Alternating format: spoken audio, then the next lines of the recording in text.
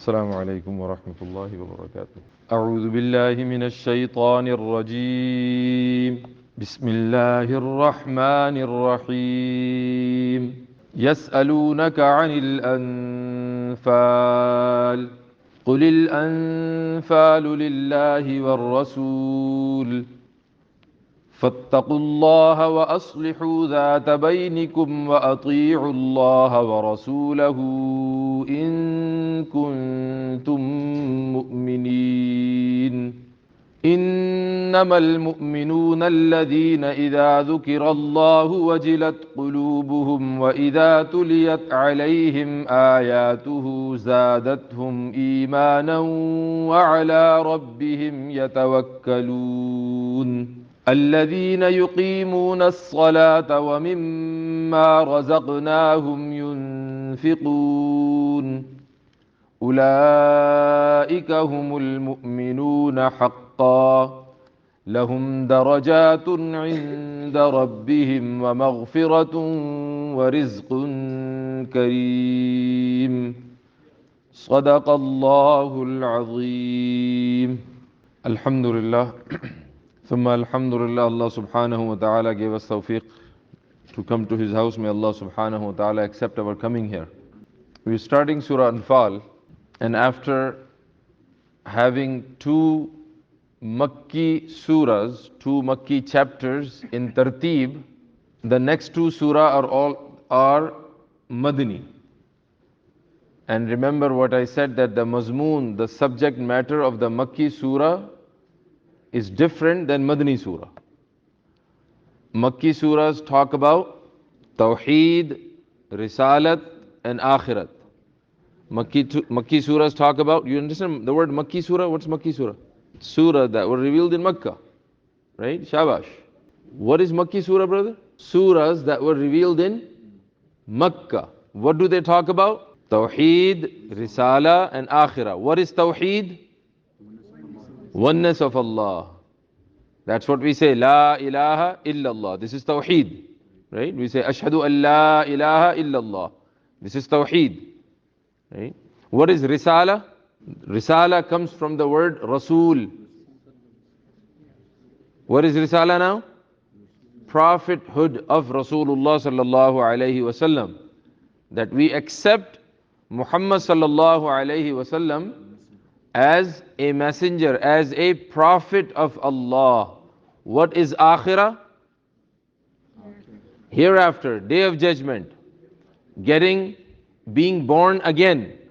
After we die, we become dust in our graves. On the day of judgment, Allah subhanahu wa ta'ala raise ourselves again with our body just like we have right now, nothing missing. With our hair, with our nose, our eyes, and everything will be there. So Makki surah, chapters that were revealed in Makkah Mukarramah, what do they talk about? Number one, Tawheed. Risala, number two. And number three, this is very important for us, and inshallah you will be imams. Inshallah. Right? And you need to learn this right now. And you're blessed to have this knowledge right now at this young age. Many of the students in Darul Uloom might not be aware of all of this information. You know that. This is the benefit that you're getting right now, sitting here. Okay? Madani surahs, the surahs that were revealed in Madinah Munawwara, what do they talk about? They talk about ahkam, civil life, orders, what to do in the masjid, how to live outside the masjid, what do you do with your parents, what do you do with your neighbors, what do you do with your business partner, what do you do with your sister, with your mother, what happens when a person dies, what happens to his money. So Madani surahs talk about how do we live our life. One more time. Chapters that were revealed in Makkah Mukarramah, they talk about Shabash. Tawheed, oneness of Allah, Risala, prophethood of Rasulullah sallallahu alayhi wasallam, and Akhirah, meaning day of judgment. Okay? These three things, they are talked about in Makkah. Why? Because kuffar of Makkah, Quraysh, they did not believe in any of these three things. Okay? They didn't believe in oneness of Allah. They didn't believe in Risala they did not believe in prophethood, period. Okay? They did not believe in prophethood, period. So, and the third thing was, what was the third thing? Akhirah. They did not believe in that either. How could it be that when we become dust, when we decompose in our graves, how are we going to be living like right now again? It's impossible. We don't understand this. And they used to make fun of Rasulullah sallallahu alaihi wasallam and fun of the verses of Quran. Whenever these ayahs were revealed, they would make fun of Rasulullah sallallahu alaihi wasallam. Okay? And in Medina Munawwara, when Rasulullah sallallahu alaihi wasallam had migrated in Medina Munawwara, almost everyone in Medina Munawwara had accepted Islam, had accepted Tawheed, had already accepted Risala, and of course, by virtue of that, they also believed in Akhirah. So now, different types of surah, message was to be given. And what was that message? Ahkam, orders. How do we live our life? So we had Baqarah, Ali Imran, Surah Nisa, Ma'idah. These were all Madani surah, containing ahkam, okay, containing orders how to live our life. Then we had two Makki surahs. Which were those? An'am and A'raf. An'am, Allah subhanahu wa ta'ala talks about His favors on mankind. Right? And through His favors on mankind, Allah subhanahu wa ta'ala makes us logically believe and understand that Allah is one. There could be no other being who can do all of these things other than Allah subhanahu wa ta'ala. Therefore, we must worship Him and nobody else. Right? And then in Surah A'raf, which is also a Makki surah, Allah subhanahu wa ta'ala talks about the people who did not believe in the previous nations, how Allah subhanahu wa ta'ala destroyed them. This was a warning. Okay? The messages in Surah A'raf are more of a warning type, that this is what happens. And then Allah subhanahu wa ta'ala specifically talks about some of the nations which were destroyed by tornadoes, which were destroyed by rain of stones, not rain of water, rain of stones. There were nations which were destroyed by earthquakes. There were nations which were destroyed by thunderstorms. Allah subhanahu wa ta'ala specifically talks about those nations as well. Right? This was a warning. This warning was given to everybody. Even though the surahs were revealed in A'raf and An'am were revealed in Makkah Mukarramah, but the message was given to the entire mankind. Everyone was receiving this message. Even the people in Makkah, they were also hearing all of these things. It's not like they were not aware of all of these new revelations that were coming. They were also aware of that. Now, when Rasulullah sallallahu alaihi wasallam comes to Medina Munawwara, after how much time he has spent in Makkah giving da'wah? 13 years. How old are you? 13? 12. How long did it take you to become 12 years of age? 12 years, that's a long time, right? Rasulullah sallallahu alaihi wasallam gave da'wah for 13 years. Not many people believed in him. Not many people believed in him. Okay? He was giving warning, he was giving glad tidings, he was giving proofs. Not many people listened to him. Only a handful of people listened to him. Eventually, they hated him so much that they planned to kill Rasulullah sallallahu alaihi wasallam. Okay? And Rasulullah sallallahu alayhi wasallam migrated to Medina Munawwara, and that's when the people in Medina Munawwara had already accepted Rasulullah sallallahu alayhi wasallam as prophet, and all of the messages that were given to him, including Tawheed and including Akhirah. And now colony, a social life, an order had to be in place, so how people will live. Right? Like City Buffalo makes laws, this is what happens. Right? So when Rasulullah sallallahu alayhi wasallam came to Medina Munawwara, he started receiving laws from Allah subhanahu wa ta'ala, which had to be followed by all believing men and women. Okay? After about almost 2 years, 16, maybe 17, 18 months, you remember the warning that we're receiving, that kuffar of Makkah were receiving? What was the warning? That if you don't believe, you will be destroyed. In about a matter of 16, 17 months, the punishment of Allah subhanahu wa ta'ala did come on kuffar of Quraysh, kuffar of Makkah. In what form? In what form? Battle of Badr. That was actually a punishment from Allah subhanahu wa ta'ala. Okay?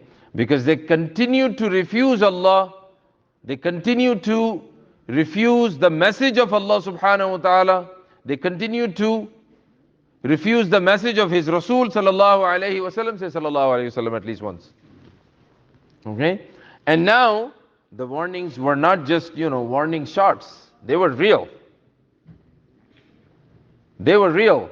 And now it was time that these warnings had to be shown to be true to the people who were rejecting the message of Rasulullah sallallahu alaihi wasallam. And the time had come when 1,000 people from Makkah, armed to the teeth. You know what is the meaning of armed to the teeth? Completely armed. Helmets, face shields, body armors, feet, nice horses, swords, spears, arrows. The best arrow, the people who could shoot the arrow, the best people that they could find. How many of them? How many of them, Ayan? 1,000 of them had come to fight Rasulullah sallallahu alaihi wasallam. And Rasulullah sallallahu alaihi wasallam did not send the army to fight. Did you know that? The people who went out to fight in the battle of Badr, they were not actually fighters. They were not army people. This was not an army sent out to fight another army. It was just a group of people who were watching the pathway from where the caravan of Quraysh used to travel. Right? And then Allah subhanahu wa ta'ala turned the people who were there, almost 313 people, with how many swords? 8 swords. This is a very important message here. I have to talk about the very second verse, actually the first verse, وَأَصْلِحُوا ذَاتَ بَيْنِكَ, and look where we are going. This is what Quran is, mashallah.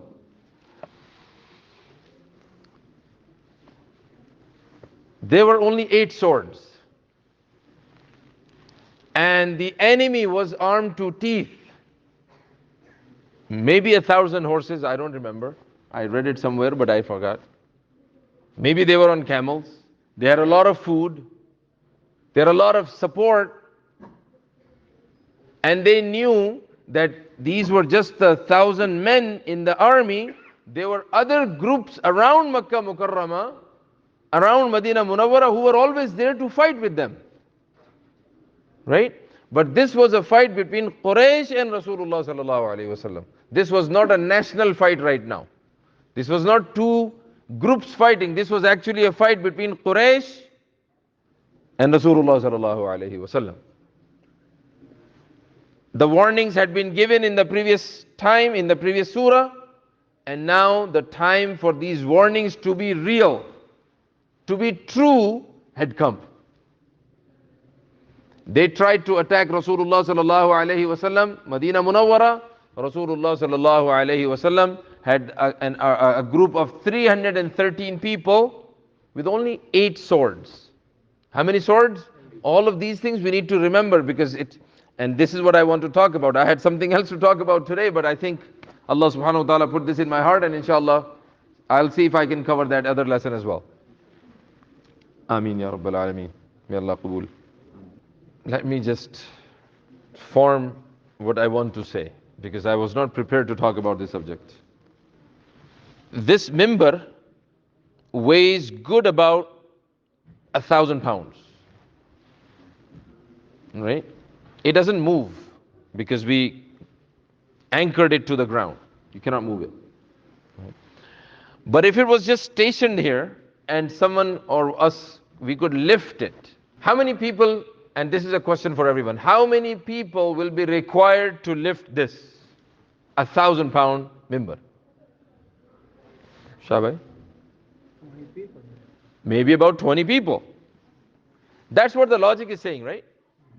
Or we bring some kind of jack and we put one jack here and one jack here and we kind of roll it. We do need manpower or mechanical power. That is what logic is. Sahaba knew that too. To fight a group of 1,000 men, you need how many people? At least 1,000 people. Right? I can't fight the two of you. To fight the two of you, I need 2 people. I don't want to fight with you, okay? Enough fighting. We're grown up now. The logic is that we need to do something. We need resources to complete that plan, to complete that action. Correct? Any objection, any question regarding that? Did Sahaba know that or no? Yes or no? Yes. They knew that too. They knew something else as well. You know what they knew? We also know. But our belief is very little in that. We have a belief in there, but our belief is little. I don't want to say we don't have belief in it. We have belief in it. Sahaba had more belief in that other thing that I have not mentioned yet, more than the resources. You know what was that other thing? That other thing was that it is in the hands of Allah subhanahu wa ta'ala to make it move even with a power, with a manpower of 1 person. They knew that. They knew it, they believed in it. Or else, if the logic was working in their hearts and in their minds, no 313 people will ever agree to walk with Rasulullah sallallahu alaihi wasallam to fight with 1,000 men, armed to teeth. You know, they would look at each other and they will say, listen, 8 swords, come on, what are we talking about? Even right now, we are listening to it. I'm saying it, I'm thinking, you know, what were Sahaba thinking? 313 people, 8 swords, 1,000 men. Where are you going? What are you doing to yourself? They knew logic, but at the same time they knew that the help of Allah subhanahu wa ta'ala comes in obedience to Allah and His Messenger sallallahu alayhi wasallam. We also know it. We learned it. We believe in it. But we have doubt in it. We doubt in it sometimes. You know? We have doubt in it. And this is what we need to work on. This is what Quran tells us. These are the reasons that Quran talks about in detail. What's happening? You read Surah Anfaal, Allah subhanahu wa ta'ala, inshallah I will jump on to the lesson that I wanted to talk about. Allah subhanahu wa ta'ala continuously talks about His favors on the Sahaba in Badr. Continuously talks. Wasn't I the one who did this? Wasn't I the one who was sending down the angels? Wasn't I the one who was helping you do this? Wasn't I the one who collected your hearts together to do all of this? Allah subhanahu wa ta'ala keeps on reminding Sahaba. Why? Yes, they agreed. What's the lesson for us? Is it just a historical account? Is it something like we read it as Islamic history and then that's it? It's to learn the lesson that Allah subhanahu wa ta'ala, when He says something, He does it. Inna Allah la yukhliful mi'ad. The promise of Allah subhanahu wa ta'ala is that the help of Allah will come with obedience to Allah and obedience to His Rasul. This is the promise of Allah subhanahu wa ta'ala. Logic works or no? Logic will fail, Allah's promise will not fail, inshaAllah. 20 people, if we are here, there is no guarantee we can move this. You want to know why? Something can happen right there and then. Someone can just, have a problem in their bag and say, oh, something happened. And right there, everything will stop. It can just trip on someone's foot. Or maybe they will all be able to carry it, and by the time they have to move it from point A to point B in the middle, something happens to someone and the whole thing drops and it crashes. There is no guarantee if the resources in logic will make it happen what you are trying to achieve. There is no guarantee. There is no guarantee. There is guarantee that if Allah subhanahu wa ta'ala is making a promise, it will happen. And this is what we need to bring as a Muslim, as a true believer. Ulaika humul mu'minuna haqqa. True believer. This is what we need to bring in our hearts. Let's talk about what I wanted to actually read and share with you today, inshallah.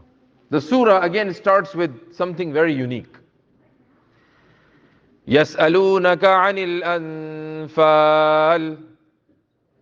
They're asking you about Anfaal. What is Anfaal?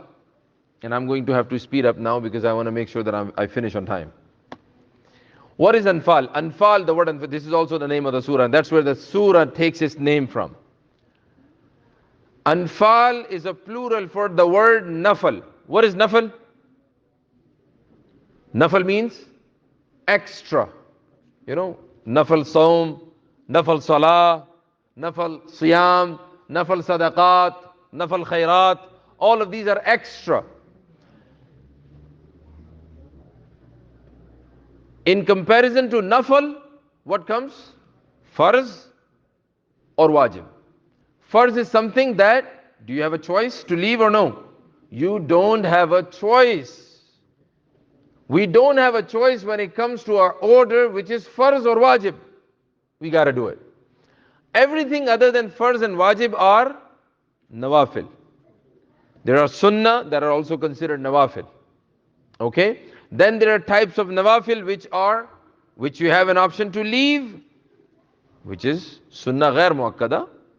And there are types of nawafil which you don't have the option to leave. If you leave them, you will be considered tariqus sunnah, a person who leaves sunnah, who disregards sunnah.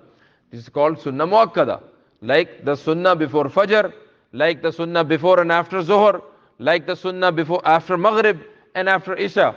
And the 4 sunnah before asr are sunnah ghair muakkada. It's up to you if you want to perform it, well and good. If you don't have to do it. What makes one sunnah muakkada? Muakkada means very important, extremely important. That's what sunnah muakkada means. Sunnah muakkada means that Rasulullah sallallahu alaihi wasallam did it all the time, and also advised us, ordered us, encouraged us to do it. Right? These are called sunnah muakkada, and we don't want to leave them. We don't want to leave them. And the most important of all of those sunnah muakkada are important. One of the most important sunnah are of the sunnah of Fajr Salah. They are very important. Okay? There are very clear instructions from Rasulullah sallallahu alaihi wasallam regarding performing those 2 sunnah before Fajr. Very important. Okay? So nafal, Anfaal is the plural for the word nafal, and nafal means zaid. Okay? This is in Arabic language. Over here, the word Anfaal is used for something else. The word Anfaal is used for the booty that the army people get when they defeat the opponent, when they defeat the enemy. The war booty that they used to get, right? Whatever they would get out of that war spoils is called Anfaal in this surah. So the word Anfaal refers to the spoils of war. Which war was that? Badr, which was actually a form of punishment on kuffar from Allah subhanahu wa ta'ala for not paying any attention to the call of Rasulullah sallallahu alaihi wasallam. Okay? So the question is, the statement is, Allah subhanahu wa ta'ala is saying something. Allah is making a comment. Allah subhanahu wa ta'ala is telling something to Rasulullah sallallahu alaihi wasallam regarding his companion. You know what he said? He said, they are asking you about Anfaal. What are they asking? What is Anfaal? The spoils. Another lesson to learn. There's so many lessons. So what happened was, in the battle of Badr, kuffar were defeated. Really defeated. 70 of their leaders were killed. You know what happens when the leaders are killed? Not 70 army men. Not 70 people who just, gathered and they knew that we were going to win the war and we'll just join the war. No. 70 leaders were killed. This was a big blow. This was a azab. This was a punishment from Allah subhanahu wa ta'ala, which Allah subhanahu wa ta'ala had been warning them. That this can happen to you. Right? What happened was, when the kuffar, when their leaders were killed, of course, when there is no leadership, Ummah doesn't know what to do. Nobody has any guidance what to do. So they started running away towards Makkah. Right? Kuffar of Quraysh, kuffar of Makkah started running back. At that time, they were the 313 people. We cannot even call it an army. You say, an army of 313 people, and people will say, what are you talking about? 313 people? That's a group. Right? And you tell them that they only had 8 swords, and like, really? Seriously? Anyways, so when they were running away, the Muslims, the companions of Rasulullah sallallahu alaihi wasallam, were divided into 3 groups. Okay? One group followed the people who were running away. Why did they follow them? To make them run away further. And if they were able to get them, grab them, and do what had to be done with them. Okay? So they kept on running after them. There was one group who was protecting Rasulullah sallallahu alaihi wasallam. They did not move from their place. There was another group. The third group, when people run away, they run away with everything. They just protect their lives. What happens to the people who are refugees? How many belongings they have with them? Very little, right? The people who are running away, they don't even have any belongings. Right now, they're running only for what?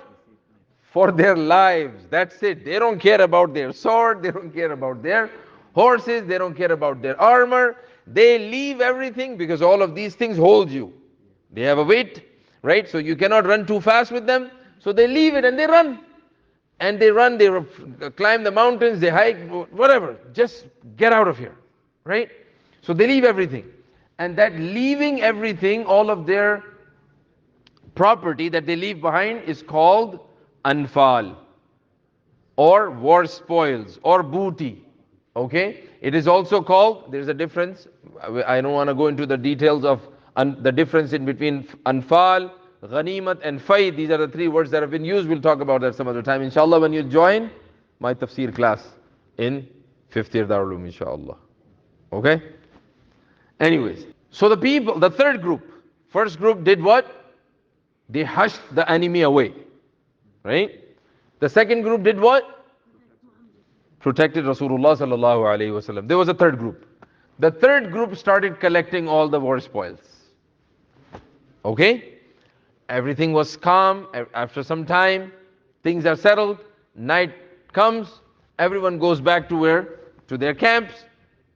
And now the dispute comes. What is the dispute? What is the dispute about? Who gets the money? Who gets the war spoils? Allah subhanahu wa ta'ala is not shy to teach us lessons of lives. Right? How do we live our life? There's a lesson in it. Sahaba kiram were human beings. They had those desires that you and I have, but their desires were trained. They were trained to live by the order of Allah and His Rasul. So they started talking about, and a dispute broke out. The people who ran away, they said, wait, if we did not run away, you wouldn't be doing what you just did. The people who were protecting Rasulullah sallallahu alaihi wasallam said, listen, if you weren't protecting Rasulullah sallallahu alaihi wasallam, we'll be collecting what you did. And the people who collected, they said, no. We're the ones who collected it. This sword is mine and this horse is mine. Nothing belongs to you. It's ours. Now another lesson comes. And this is the level of obedience that we get from the companions of Rasulullah sallallahu alaihi wasallam. Subhanallah. They were having a dispute, and this dispute was not about small little things. Remember, these were poor people, Muhajir. They had just traveled, they had just migrated from Makkah Mukarramah. They had nothing. They were living off of other people's help. Ansar. The Ansar were helping the Muhajir. They were Ansar companions as well as Muhajir companions in those 313 people as well. By the way, those 313 people, their names have been written where? They're also in the Hadith book as well. But anytime you go for Madina Munawwara, make sure you visit Badr. Right? Speaking of Badr, Hazrat told me when Allah subhanahu wa ta'ala have mercy on his soul, that when he was in Madina Munawwara, he was not too far away. His office of medicine, his clinic was not too far away from where Badr took place. So he would say that he would go to Badr every morning to do Isal Sawab. So I asked him, I said, Hazrat, how did you go? The place is always locked. You cannot go there. Right? So he said that he made friends with one of the gatekeepers, and then, alhamdulillah, mashallah, Hazrat had very good manners. Right? He used to win the hearts in no time. So he made friends with the gatekeeper, and he would allow him, in the beginning he would allow him, and later on the gatekeeper gave him the key for the graveyard of the people of Badr, where the Ashab Badr, some of them, not all of them, are buried. And Hazrat would go there and do Isal Sawab and do zikr over there, and Muraqbah as well. Anyways, going back to what we wanted to talk about. The obedience of the companions of Rasulullah sallallahu alaihi wasallam. The dispute broke out. They're asking, they're saying, this belongs to me, and the other group is saying, no, this, we should be part in it too. And the matter comes to Rasulullah sallallahu alaihi wasallam. Of course, the news reaches to Rasulullah sallallahu alaihi wasallam that these Sahaba are having dispute about the spoils of war. And like any other order, this order also came from Allah subhanahu wa ta'ala. And Allah subhanahu wa ta'ala starts out the surah with saying, يَسْأَلُونَكَ عَنِ الْأَنفَالِ. They're asking you about spoils. قُلْ. Tell them. Tell them what? That's it. End of dispute. الْأَنفَالُ لِلَّهِ وَالرَّسُولِ.